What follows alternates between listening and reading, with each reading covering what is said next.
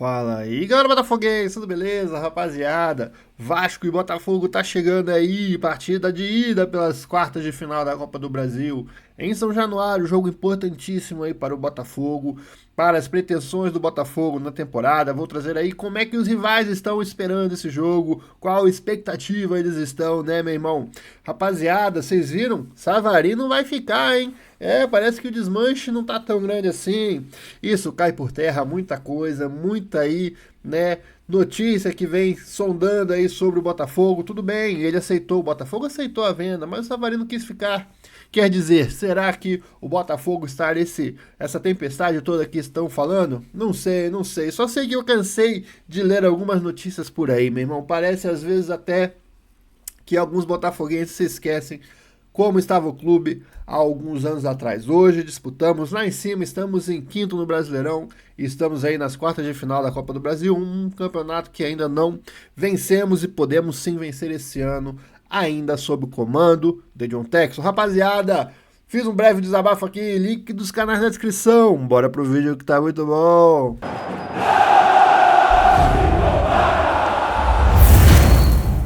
Vamos falar um pouco sobre o confronto de amanhã contra o Botafogo. Tava vendo uma matéria agora, né? Porque me parece que o Botafogo também apresentou um centroavante, que inclusive fez 2 gols agora, né? CR9, Cris Ramos, que deve estar apto para jogar, inclusive.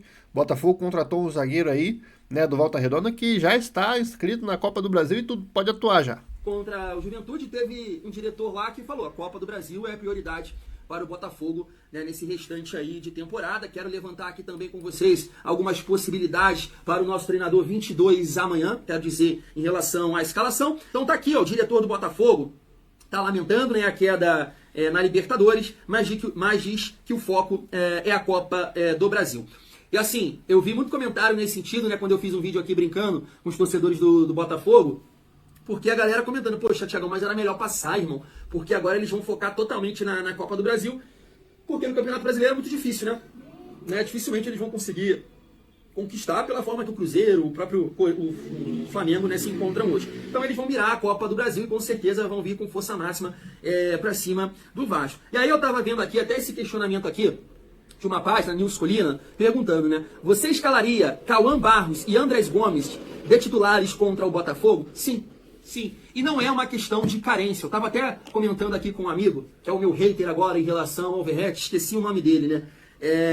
Cara, não é uma questão do Verratti, não é pessoal com ninguém, tanto que agora eu tô falando do Nuno, do Ryan, que estão sem intensidade nenhuma. O Vasco tem que, nesse jogo contra o Botafogo também, cara, tem que tentar competir fisicamente, tem que tentar. E aí são jogadores que não estão conseguindo contribuir. Então você tem que tentar mesclar, colocar um ou outro. Não tô dizendo que ninguém presta, não tô dizendo que ninguém é ruim, não. Mas futebol, cara, o que você pensa aqui, vai mudar aqui, pode mudar. Pode ser um momento ruim, pode ser uma questão física, né? A coisa não tá caminhando, então você tem que mudar. Então, Nuno, Ryan, Coutinho e o próprio Verratti, cara, os 4 estão com muita dificuldade de jogar juntos. Porque esse comando de ataque do Vasco está sem intensidade nenhuma. Nenhuma, é um time mole, é um time cansado. E isso vai estourar no meio campo, ainda mais com o Jair Tietê, que não tem essa força sem bola, muita qualidade, mas sem força. Aí tu bota um Pumita na lateral direita, que é mais mole que eu, com 100 quilos. Você entende? Quantos jogadores do Vasco sem intensidade, sem força? Cara, o Corinthians passou por cima da gente, cara.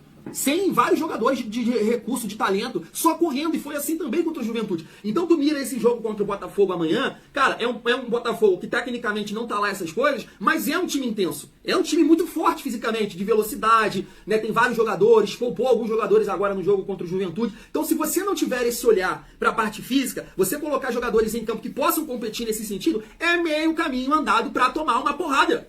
Se o nosso treinador 22 não tiver esse entendimento, é meio caminho andado para tomar uma porrada. Estou falando com você. E não é sendo aqui pessimista, não é. Dá para competir olhando para essa parte física.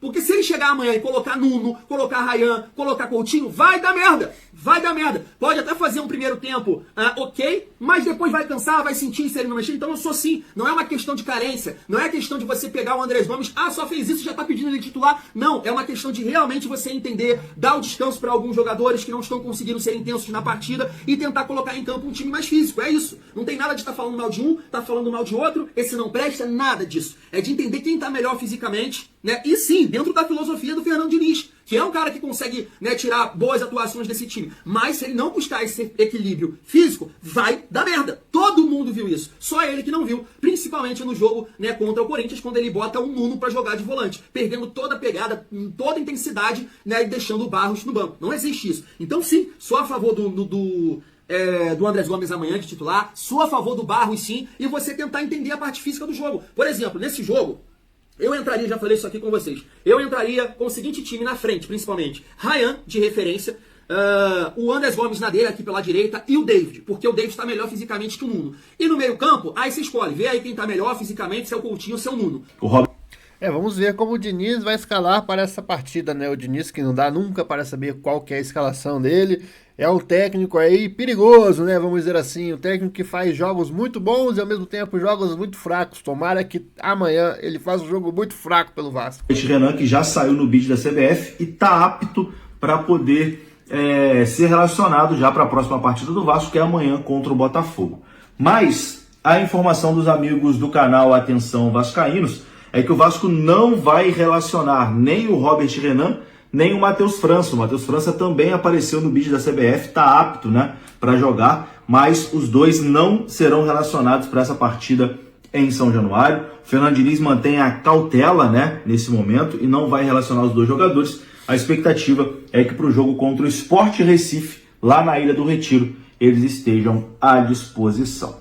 Enfim, é isso, né? Vamos continuar aqui acompanhando e a gente já deseja boa sorte aqui para o Robert Renan e também para o Matheus França. O Andrés Gomes, esse sim, será relacionado contra o Botafogo, né? Já jogou na partida anterior contra o Corinthians. Então, lembrando que o Vasco aí tá beirando a zona de rebaixamento. Só não foi para a zona de rebaixamento ainda porque o Botafogo venceu o Juventude e o Flamengo destroçou aí o Vitória. Qualquer resultado adverso desses dois jogos aí, o Vasco já estaria no Z4. Então talvez o Vasco aí, será que vem com força máxima? Não sei. Não sabemos, meu irmão. O Campeonato Brasileiro, ele traz um treinador, gente, que tem um esquema de jogo que fudeu o Verratti, um esquema de jogo que fudeu com todo mundo, um esquema de jogo que precisa de um elenco mais qualificado para esse tipo de jogo do Diniz, desse esquema do Diniz, que é toque de bola, posse de bola, coisa que o Vasco não tem, gente. Ele queria isso com o João Vitor, ele queria isso com o Hugo Moura como zagueiro, botando o Nuno que é atacante como volante. Porra! Improvisando, o verdadeiro professor Pardal. Gente, a gente alertou de toda a situação hoje do Vasco. O Diniz não tem que ficar, o Diniz tem que ser demitido. O Diniz não é treinador para esse elenco desqualificadíssimo do Vasco, gente. O Diniz tem que sair. Porque se o Diniz, gente, continuar no Vasco, vocês podem ter certeza que, infelizmente, no dia 7 de dezembro de 2025, a gente vai estar amargando o 6º rebaixamento desse clube gigantesco que está sendo destruído por essa gestão de merda comandados por Pedro Paulo e o seu diretor executivo, que hoje manda mais que o Pedrinho, que é o Felipe Maestro. Lamentável, gente. A gente não sabe onde vai ficar, a gente não sabe aonde o Vasco vai parar nessa situação caótica e desesperadora que vive o clube. Com o Fernando Diniz, meus amigos, não tem a mínima condição. O Vasco precisa demitir esse treinador e ter um treinador diferente. Um treinador, gente, que saiba dirigir esse elenco que é totalmente desqualificado e que hoje é fraquíssimo para disputar aí, principalmente a primeira página da competição, coisa que o Vasco hoje não tem condição. Está acabando a janela de transferências, parece que vai vir aí o Matheus França, está vindo, veio ontem o Robert Renan, não é o suficiente para a gente ter um time competitivo. Vamos ter um jogo aí amanhã, das quartas de final da Copa do Brasil, que o Botafogo é favoritíssimo, porque o time do Vasco é ruim pra caralho, gente. E a situação é difícil, a situação é tensa, e a gente só tem... Depois de ouvir essas palavras do Russo, meu irmão, até, se não vencer, meu irmão, o Vasco aí a gente tá lascado, hein, velho. Aqui, uma realidade. O clube hoje está largado na merda. E se está largado na merda, meus amigos, principalmente vocês, torcedores, que tinham que cobrar mais a essa gestão que faz um trabalho de merda dentro do clube nesse exato momento, nesse atual momento destruidor que vive o nosso clube. Amanhã teremos o clássico.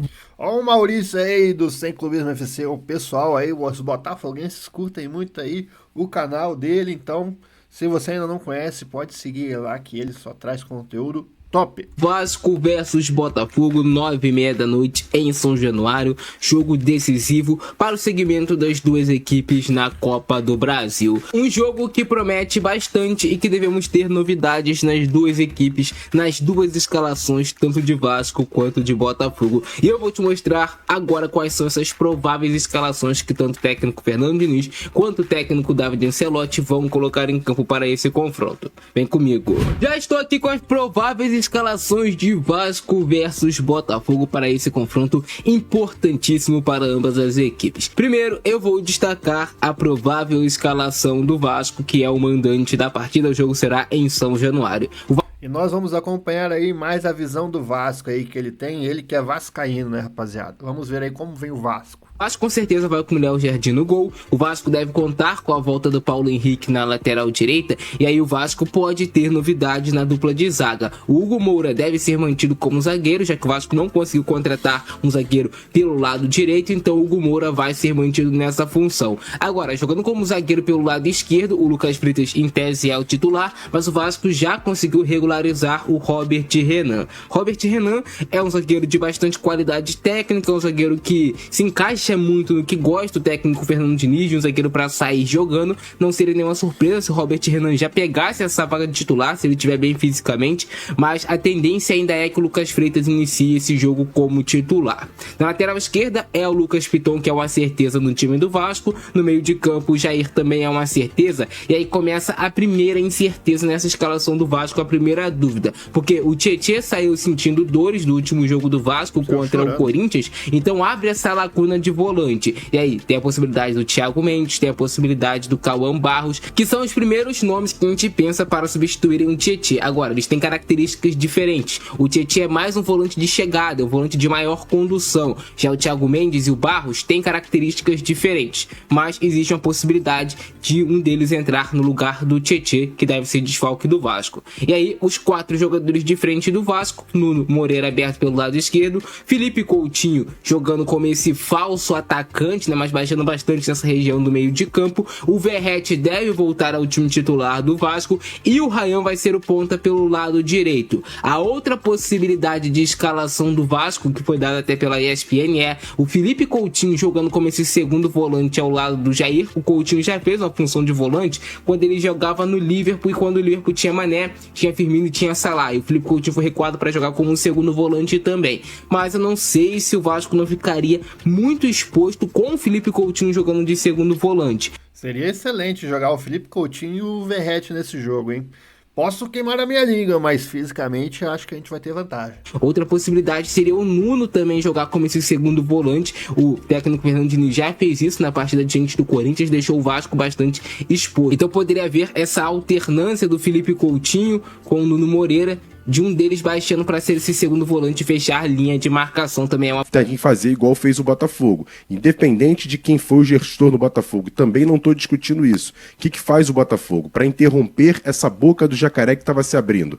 Traz um investidor muito pesado, começa a investir grande em relação aos jogadores, faz um time e consegue em apenas um ano conquistar o Brasileiro e a Libertadores.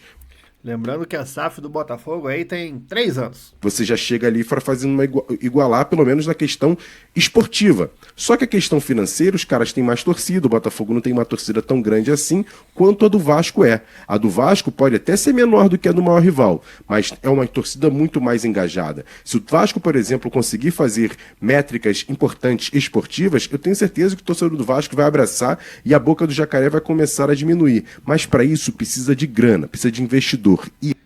É isso aí, rapaziada. Enquanto alguns aí acabam com o John Textor, né? Outros aí sonhariam em ter ele em seu comando. Meu irmão, não se esqueçam, o Botafogo já estava acabado. John Textor tirou o Botafogo da lama e merece sim o nosso respeito. E aqui nós o faremos. Aqui no React do Vitão nós temos a memória muito boa, porque sabemos que o Botafogo já estava acabado no cenário nacional e ele trouxe de volta o sentimento do torcedor botafoguense e é responsável diretamente por aqueles 2 títulos ali que a gente, graças a Deus, conseguiu conquistar no ano passado devido a muito trabalho. Rapaziada, espero que você tenha gostado do vídeo. Amanhã então tem jogo, vou ficando por aqui, tamo junto e até a próxima.